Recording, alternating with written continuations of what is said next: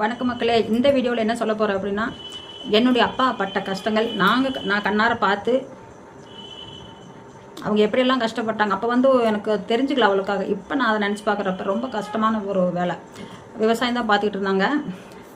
நான் 2வது தான் படித்தேன், அதுக்கு மேலே போகலை. அது ஒரு சர்டிஃபிகேட் என்ன கொடுக்க சொன்னாங்க. அது பழனி போய் 16 ரூபா கட்டி வாங்கிட்டு வரணும் அப்படின்னு சொன்னதுனால பஸ் சார்ஜ் போகிறதில்ல 20 ரூபா வரும். 20 ரூபாய்க்காக பயந்துட்டு வேணான்னு விட்டுட்டாங்க. என்னை பொம்பளை பிள்ளை தான் இருந்துட்டு போகுது அப்படின்ட்டு.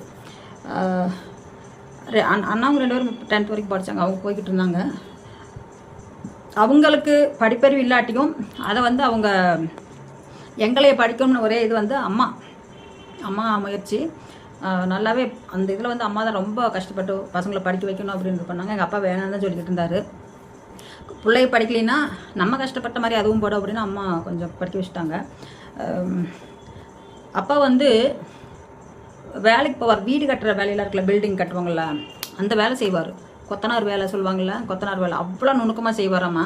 வீடு கட்டுறதாகட்டும், இந்த ஓலையில் மேய்ஞ்சிருப்பாங்க பாருங்க. இப்போ கிடுக போட்டு மேயிறாங்க. கிடுகின்னா அந்த தென்னை மரத்தில் இது தடுக்க மாதிரி பின்னி அதில் மேயிறாங்க. ஓலையிலையும் மேயிறாங்க சில பேர். அப்போல்லாம் ஓலை தான், ஓலை வெட்டி போட்டு அது வீடு மேயறதுக்காகவே பக்குவப்படுத்தி மேய்வாங்க. அந்த மாதிரி இருக்கப்போ அப்பா ஒரு டைம் வீடு மேய்ஞ்சாருன்னா 5 வருஷம் 6 வருஷம் தாக்கு பிடிக்கும்.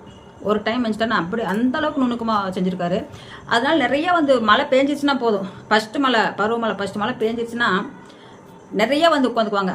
செல்லப்பா என் வீட்டுக்கு வா, உன் வீட்டுக்கு வா அப்படின்னு 6 மணின்னா போதும் எல்லாம் வருவாங்க.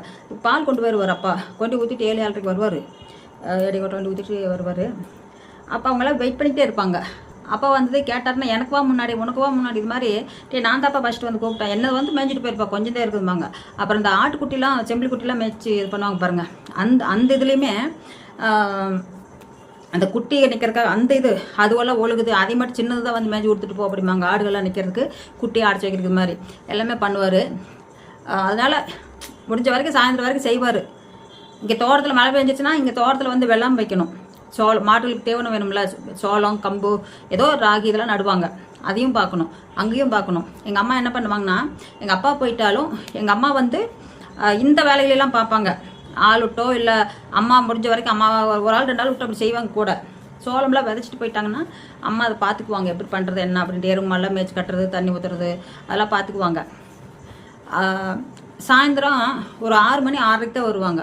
ஆனால் அப்பாவுக்கு அங்கே போனால் நல்லா சாப்பாடு செஞ்சு போடுவாங்க. அவங்க சிக்கன் மட்டன் தான் வச்சு கொடுப்பாங்களாமா. ஏன்னா அவங்க கூலிக்குன்னு இல்லை, நம்மளுக்கு மேய்ச்சி கொடுக்குறாரு அப்படிங்கிற ஒரு சந்தோஷத்தில் சிக்கன் மட்டன் அந்த மாதிரிலாம் வச்சு கொடுப்பாங்க. அப்பாவுக்கு மட்டும் போடுவாங்க, மற்ற வேறு ஆளுக்கெல்லாம் போட மாட்டாங்க. ஏன் எனக்கு அப்படி தெரியுன்னா, ஒரு டைம் கூட போயிருந்தேன் நான்.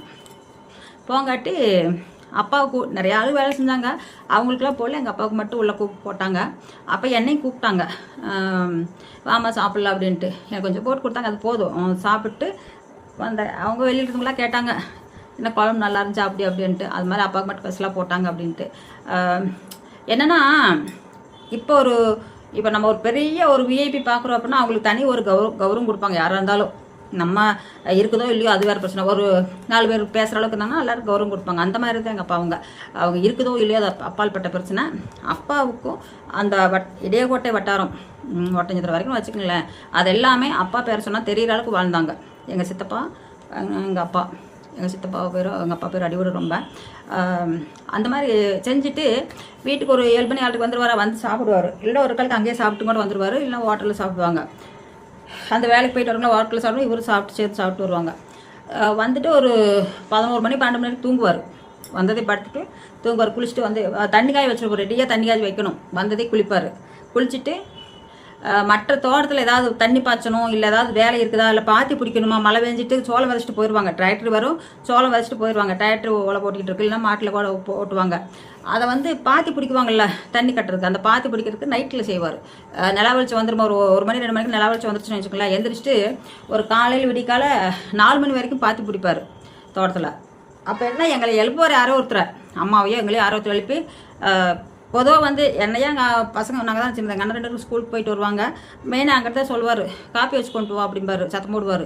அப்புறம் காப்பி வச்சு யாரோ அம்மாவே வச்சு கொடுப்பாங்க. அப்புறம் நாங்கள் தூக்கத்தில் எந்திரிக்கலினா அப்போது கொண்டு காப்பி கொடுத்துட்டு வருவோம். வீட்டுக்குள்ளேயே போய் லைட்டு பிடிச்சிட்டு கொண்டு காப்பி கொடுத்துட்டு வருவோம். 4 மணி வரைக்கும் இருந்துட்டு அதுக்கப்புறம் மோட்டர் நிறுத்தி சொல்லுவார். அம்மா நிறுத்திடுவாங்க. எல்லாம் பாதி தூக்கம் தாங்க, ஃபுல் தூக்கம். அவங்க சந்தோஷமாக இருந்துட்டு போகலை. பாத்தி பிடிக்கிறாரு. பாத்தி பிடிச்சிட்டு 4 மணிக்கு வந்துட்டு எருமை பால் கறக்கணும். எருமை பால் கறக்கும்போது பால் கறந்துட்டு அந்த எருமை சாணியெல்லாம் அள்ளி போட்டுட்டு அதுக்கு தீவனம் வேணுங்கிறதெல்லாம் போட்டுட்டு பால் கொண்டு அப்பா வந்து பால் கொண்டு போயிடுவார். 5 மணினா பால் கொண்டுட்டு போவார். பால் கொண்டு ஊற்றிட்டு ஒரு 6-7 மணிக்காட்டு வீட்டுக்கு வருவார்.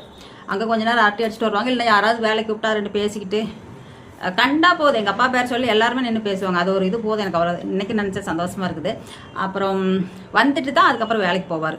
இங்கே வந்தால் எல்லாம் கீவில் நிற்பாங்கலாம், யாருக்கும் வேலைக்கு போவாங்க. அது ஒரு இது நல்லா இருக்குது. திரும்பவும் அப்பாவுடைய பற்றி அம்மா பற்றி நான் கரெக்டாக லைனாக சொல்லிட்டு வரேன் பாருங்கள். நன்றி, வணக்கம்.